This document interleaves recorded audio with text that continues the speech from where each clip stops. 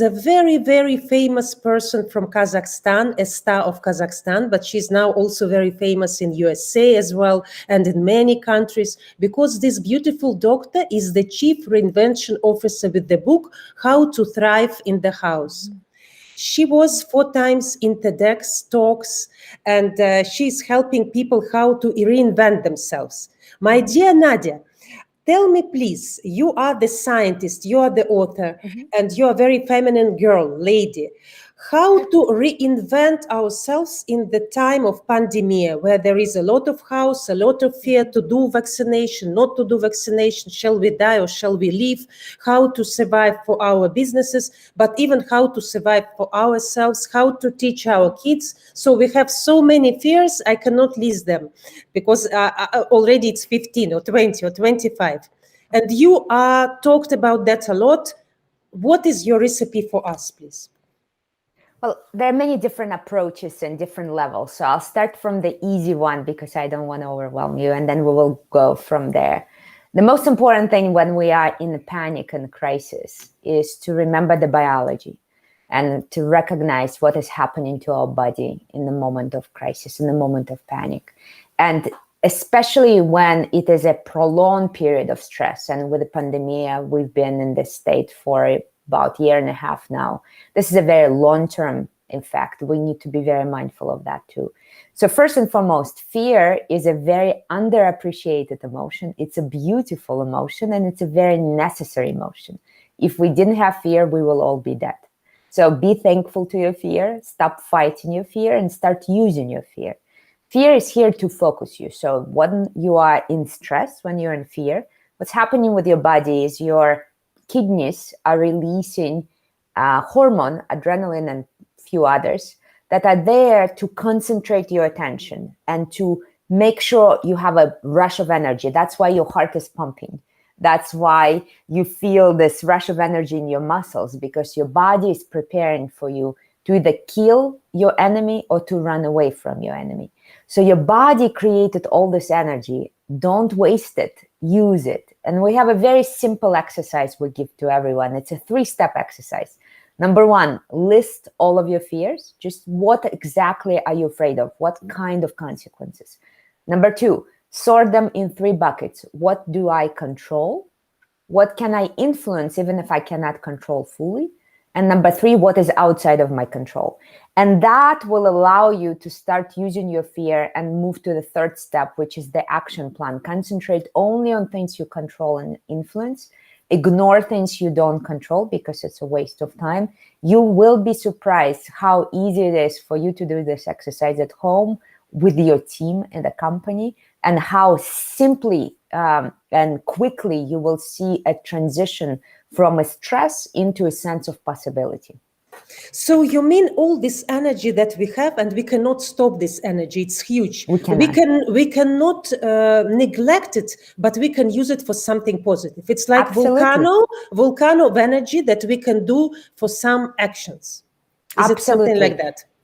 Absolutely. You cannot control your fear. Your fear is inccontrollably faster than your rational thought, at least 500 times faster.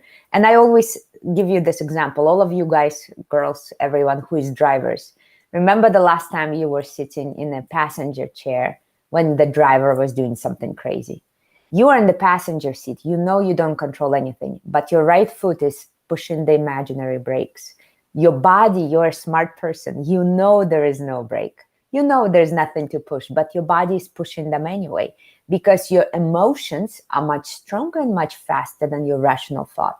So use this energy. Stop fighting this energy. Stop being ashamed of this energy, or stop pretending that you are not afraid. If you're not afraid, you are not, in all scientific terms, healthy. If you're not afraid, you are not healthy. If you are afraid, congratulations, you are normal, you're healthy. Now stop ignoring this energy and start using it for yourself, for your family, and for your company. Wonderful, very interesting, very easy to say, but very difficult to do, because I know it's not that easy. It's easy for you because you meditate, you're a scientist, and you did a lot of research, and you help. I'm not bossy, I'm the boss. This is, Nadia's logo, and this is how she sees the life. She's the boss. You made something like you invented the word few years ago, which is called Titanic syndrome. What is this Yes. Titanic syndrome? What are you talking about, Nadia? Well, as you say, I was a Coca-Cola chaired professor for a long time, and then I started my own company because one of my students dared me. I had a executive education student. He was a CEO of a major company, and he said, well, you speak so well, I almost believe you, but I've never seen in your CV an actual work experience. You've never been inside business. Now come work with business, then I will listen to you. And he was my first client. And once I started working with companies in crisis, that's my specialty, I realized that there is a pattern of behavior that is very, very normal or repetitive in the companies that are dying, and also for the individuals who have experienced a career decline or experience a serious disruption in their personal and professional life. And that is a particular pattern of thinking and behavior. And I was looking for a metaphor to describe that pattern. And I saw a beautiful presentation by a wonderful professor in Spain, Juan Serrano, who was comparing Titanic with the business experience. And I was like, that's exactly what it is. We're suffering from Titanic syndrome, which is extreme attachment to past success, arrogance, when you believe that your company or your career is untouchable, unsinkable, too big to fail, too good to fail, or inability to notice a threat, in the case of Titanic, that was an iceberg, and adapt to it on time. So Titanic syndrome is a corporate or individual disease in which we bring about our own death. We kill ourselves because of our own arrogance, our own inability to let go of past success, and our own inability to notice and adapt to new reality. And I see it widely present in business worldwide. I live in the States. As you said, I was born in the Soviet Union. I'm from Kazakhstan, and I see it irregardlessly. It's not connected to geography. It's not connected to any one place. It's universal. You become, Nadia, very popular in USA. Being from Kazakhstan, unfortunately, there are not that many examples of people from Kazakhstan who are successful in the world. Of course, we have Timur Bekmambekov. We can name few names that are. What is the reason of your success? What do you think? What is the star, lucky star that make you happy? Who is moving you?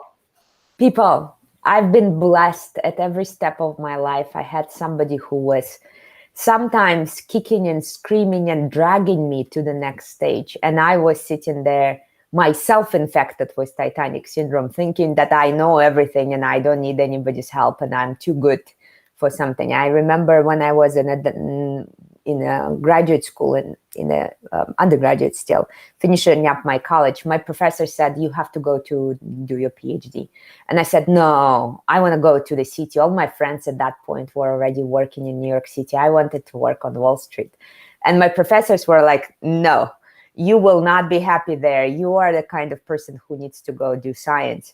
And they actually fundraised money for me and crowdfunded my ticket to Cleveland to get the interview for the doctorate. And I can name you another 50 people in different points of my life that literally changed my life. So my lucky star has definitely been an amazing community of people, and I hope I can pay it forward for some youngsters who are working with me now. That is wonderful. That is very interesting answer, Nadia. And I like that you appreciate people. It's not very usual, and it's very humble. It's the truth. I actually went back to my college. I was invited as a graduate speaker, and I spoke about every professor who changed my life, because the truth is we are not ever independent. We are interdependent. We don't need to be dependent, but we are always interdependent. So my life is a combination of thousands and thousands of lives that cared enough to push me somewhere, and I'm very, very thankful. You made one word. You are the inventor of the words, the inventor of the logos, the inventor of the terms, because you are a scientist. And I I'm a think scientist, yeah, you that's my asked, job. that is your job. What is this embedded sustainability? In 2009, you invented this word. What is that? Yeah, this was one of my area of research. What do I study? I study survival. I study why do some companies die and others survive, why some countries grow and others disappear, why some careers soar and others seem to be okay and then start going in a decline. So I study survival. This is my professional expertise. And when I looked at the research on the global survival, speaking about our global family as a civilization, I saw the term sustainability being used a lot, but it's a kind of blah term if you think about it. I'll give you an example.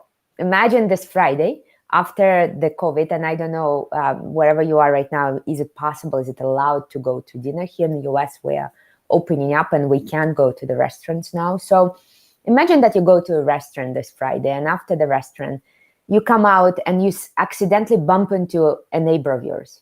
You haven't seen each other for a year and a half because of COVID restrictions, and you're so excited because you haven't, you used to do barbecues together and you know each other. And you ask this person, so how are you? How's your life? How's your marriage? Sustainable. That term is just, if you imagine that kind of answer, that term is not exciting. I don't want my marriage to be sustainable, right? I don't want my company. It's like, sustainable? This is not looking good. This is not sounding good. But for some reason in business and in politics, we decided that sustainability is the highest of the high. This is our visionary term. Sustainable is not good enough. I don't want my marriage to be just sustainable. I want it to be amazing. I don't want my company to be just sustainable. I want it to be flourishing and thriving and through the roof and everything you can imagine. So we wanted that term to become the norm, and we created a framework that is now used by millions of companies around the world. And if you Google sustainable, embedded sustainability specifically, you will see millions and millions of Google search results. I heard the word embedded sustainability in Dubai. Maybe some company came from USA. So you invented it, yeah. Yes. So the concept is that instead of doing sustainability as a bolt-on, a band-aid PR sidekick, embed it in everything you do, into the DNA of your company, in your strategy, in your product development, in your operations. And when you do that, you actually create an incredible competitive advantage for yourself. So stop thinking of it as this visionary idea, but instead integrate it in everything you do. Instead of just doing your company's activities as you do now, and then have a philanthropic fund that donates to dolphins or monkeys or whatever else, actually embed sustainability at every stage, and you will be surprised, one, how normal it will become, and you will finally start thinking beyond just sustainable, and two, how financially rewarding it is for yourself and for your clients, your suppliers, your partners, and so on. I like, Nadya, what you're saying, because you recommend us not to move when something happened, but to do it 3 steps before and even 10 steps before. Think about that before. Don't wait when disaster will happen, but be ready, be prepared, be sustainable before, and fund these dolphins, as you say, and birds and ecology before it's too late, before we are all dying and suffocating. Better to be 10 steps. Let me explain why. There are 2 pieces of science for you. Number 1, when you start reinventing on the decline, so you wait until your company is in decline, your career is in decline, your city is in a decline. If you start reinventing on the decline, science shows that your chances of going back to your historic maximum are only 10%.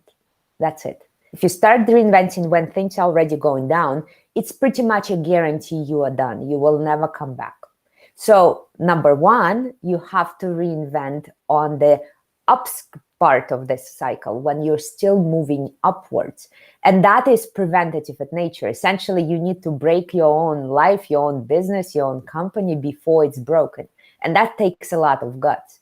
And the second piece of research, this is studies we do ourselves at Reinvention Academy, and we do it every 2 years, is knowing when is the right time. And our research suggests that today, if you want to survive in business, you need to reinvent your company every 3 years or less. Every 3 years or less. And you have to do it before it hits you, before your competitor kills you, before COVID kills you, before regulation kills you, before your employees say, bye-bye, we don't want to work in real office setting anymore, and we all want to be real freelancers. You have to be ahead of the curve.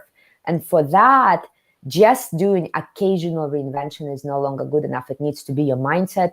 It needs to be your tool set. It needs to be your skill set. You have to turn this into part of your daily life and to a habit that is as natural as taking a shower.